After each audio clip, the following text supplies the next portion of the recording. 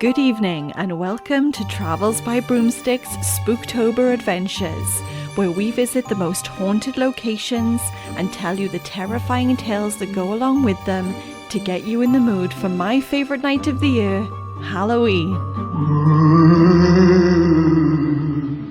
Today's journey takes us to the Skirrid Inn in Llanfihangel, Crickhorney, Abergavenny, Monmouthshire, in South Wales.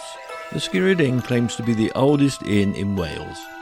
It is unknown exactly how old the inn is, but it was already named the Skirrid Inn in documents from the 1100s. It is named the Skirrid Inn because of its view of the Skirrid Mountain. The Skirrid Mountain is known locally as the Holy Mountain. This is due to a popular legend which tells how a dramatic landslide on the north side of the mountain was caused by a lightning strike at the very moment of the crucifixion of Jesus Christ. There is also a local tradition that earth from the Skirrid Mountain was holy and extremely fertile. It was taken away to be scattered on the local fields, on coffins, and in the foundations of churches. Pilgrimages were often made to the summit of the mountain, especially on Michaelmas Eve, which is September the 28th. Another local story tells of a giant known as Jack O'Kent, who had an arrangement with the devil. This took the form of an argument over which was bigger, the Sugarloaf Mountain or the Malvern Hills.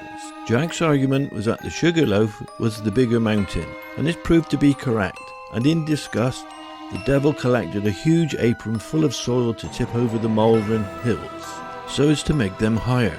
But just as he was crossing the Skirrid Mountain, his apron strings broke, dumping all of the soil on the Skirrid Mountain and forming the tump at the northern end. The Skirrid Inn is most famous for being a courthouse, and the 17th century hanging judge, Judge Jeffries, is rumoured to still walk the upper floors of the inn, looking for people to condemn to death. Records show that 182 people were hanged in the building from the very same old oak beam that runs over the top of the staircase, and a noose still swings from the beam today as a reminder of these poor souls that were trapped in the Skirrid Inn forever, reliving the fateful day that they met their untimely deaths. Being brought to death on the gallows had the advantage of an instant death, for the hatch beneath the convicted person's feet would open and the neck would snap. But at the Skirrid Inn, there was no hatch. People were forcefully pushed off the steps.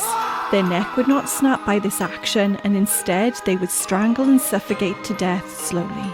One felon who was sentenced to death was named John Crowther. He was a sheep rustler, and he has been seen several times on the property, his spirit still lingering near the staircase from which he was hanged. The evil presence of the judge's hangman has also been reported, stalking the inn for his next victim. The markings from the hangman's rope can still be seen in the stairwell today, and you can feel the residual energies that seem to cling to this haunted building.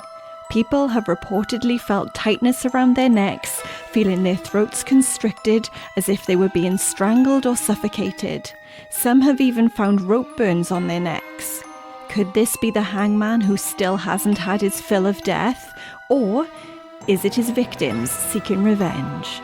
There are many ghostly goings-on here in the Skirrid Inn, as glasses have been seen flying off the bar and smashing to the floor. There is a silver tankard that is kept on the mantelpiece of the fire. This is known as the Devil's Cup. For centuries, it has been a tradition in Wales for inn owners to leave a tankard of ale or devil's brew on the doorstep, especially for the devil, to keep evil spirits away. In 1175, the Skirrid Inn was the site of a massacre caused by William de Braose, 4th Lord of Braemar, who was a devout but ruthless man. De Braose was a nobleman and the right hand of the later English King John, 1199. William wanted revenge for the death of his uncle Henry, who was murdered by a nobleman from Wales, Cecil ap Devonwall, from the nearby castle. This is near Llanover, close to Abergavenny. William invited Cecil ap Devonwall, along with 3 Welsh princes and other Welsh leaders, to have dinner with him at the Skirrid Inn for Christmas.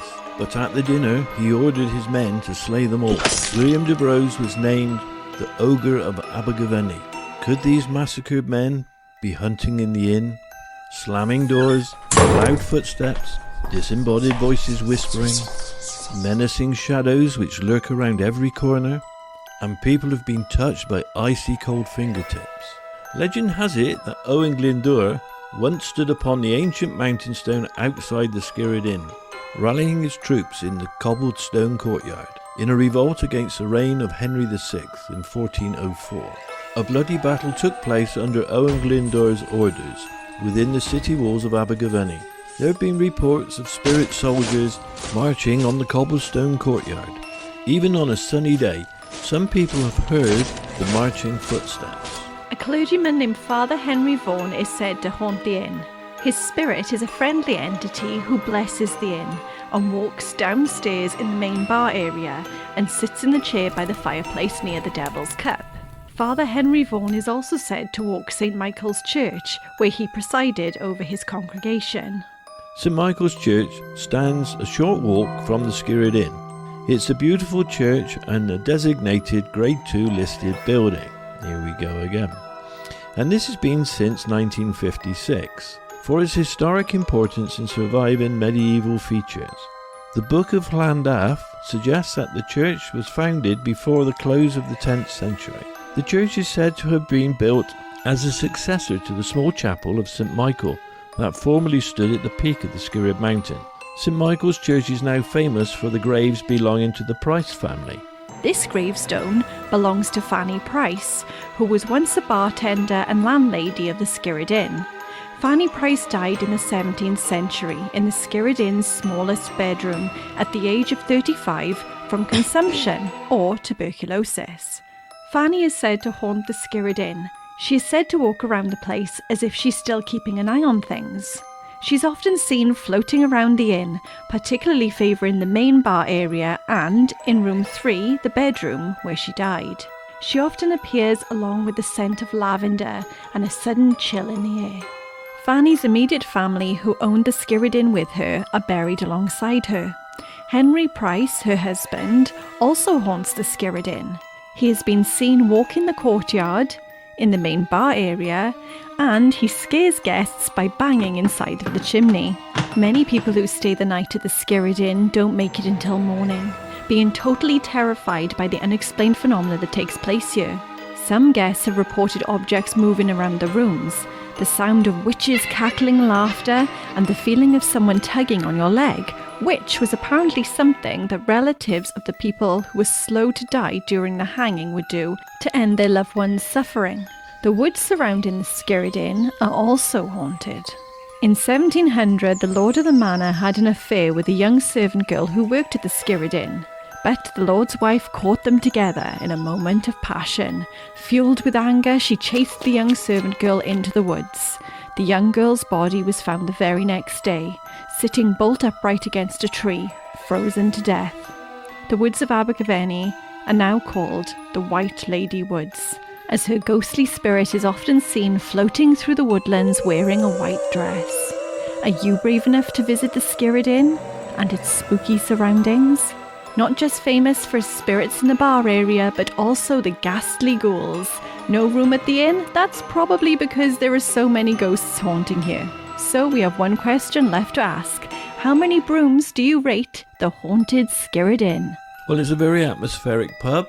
They do nice food, and I'm going to give it 5 brooms. So what's your favourite ghost that haunts the Skirrid Inn? Well, it's got to be Judge Jeffries. He's not just a good ghost, he's a famous ghost. He is. He's also a very scary ghost. They're all scary in my book. What about Fanny Price? Well, I think Fanny can be scary too. She definitely gets about a bit. I mean, she's in the graveyard, she's in the upstairs bedrooms, she's in the bar area. She's all over the place. So what do you think about the hangman's noose that's still in the stairwell? Do you think that's spooky?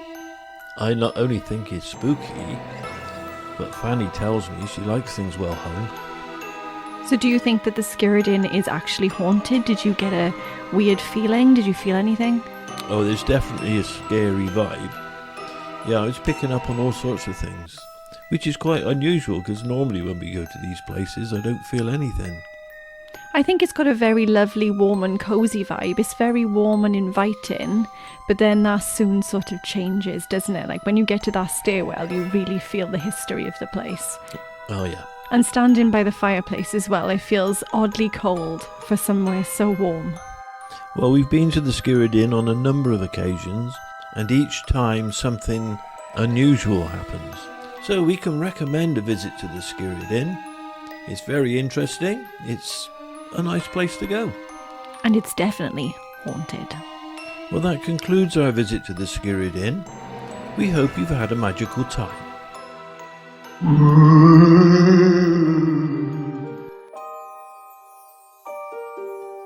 Well, I'm reliably informed that the patrons at the Skirrid Inn love a lot of Fanny.